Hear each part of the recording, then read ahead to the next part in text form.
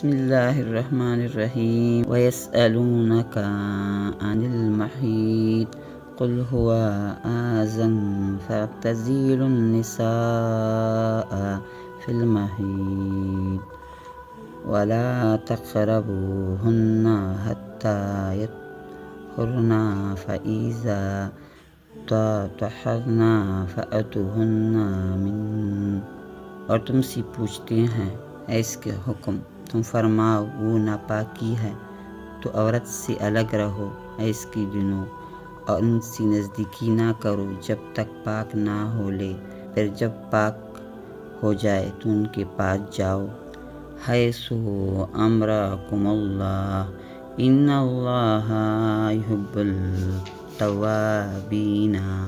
ویحب المتطہرین، جہاں سے تمہیں اللہ نے حکم دیا، بے شک اللہ پسند فرماتا ہے